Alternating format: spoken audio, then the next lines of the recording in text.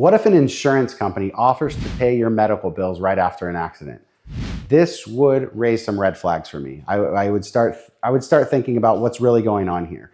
So your insurance company, your own insurance company, and if you have a Florida policy, they have an obligation to pay your medical bills at 80% up to a maximum of $10,000. That's what's called your PIP, personal injury protection, no fault benefits. That's what that is.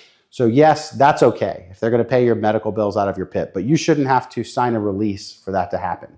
If any other insurance company, if the other person's insurance company comes to you right after an accident and says, hey, I know my guy rear-ended you, I know you're in some pain, can I pay your medical bills? You should have some serious questions for that person. The first question is, am I going to have to sign a release? And if they're going to make you sign anything that releases your claim, it makes you unable to go back after that person for additional medical expenses or additional pain and suffering or other future medical expenses, you should not sign that release. You should ask them, why are you saying like this is, because why are you saying you're going to pay my medical bills, but you're also making me release all these other big claims that I have for other medical bills, future medical bills, my pain and suffering.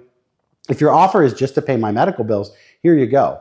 I'll let you pay those. But I'm not signing a release that says that, I'm releasing this claim forever and always because you've agreed to pay some medical bills. That doesn't really make sense to me. So if they offer to pay your medical bills after an accident, the defendant's insurance company or the defendant themselves, I would have some serious questions about why they're doing that. And I would be very careful because they have people sign off on these things all the time. And now they've released their claim and they don't, and we can't blame people because they don't know what they're signing. And the language that these insurance companies put in these things is very confusing. But if an insurance company, after an accident, offers you up a document and says, hey, can you sign this for me? My first advice is don't sign it. If you don't know what you're signing, don't sign it. Call an attorney.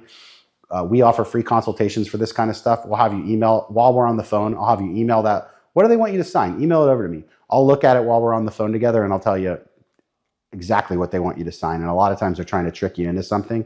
These insurance companies are famous for, it's called swoop and sign. They swoop in after an accident and they have you sign away all your rights. So usually it's not as cut and dry as, hey, we'll just pay your medical bills. If that was the case and that's what insurance companies did, I wouldn't have that big of an issue with that. But that's not what they're doing. They're saying, hey, I'll pay your medical bills, and then they're having you sign everything else away. So if you've been in an accident, if you've been in any kind of injury and the other person's insurance company is calling you, don't even talk to them. You don't have an obligation to talk to them. Call us. We'll talk to you for free and we'll walk you through the process.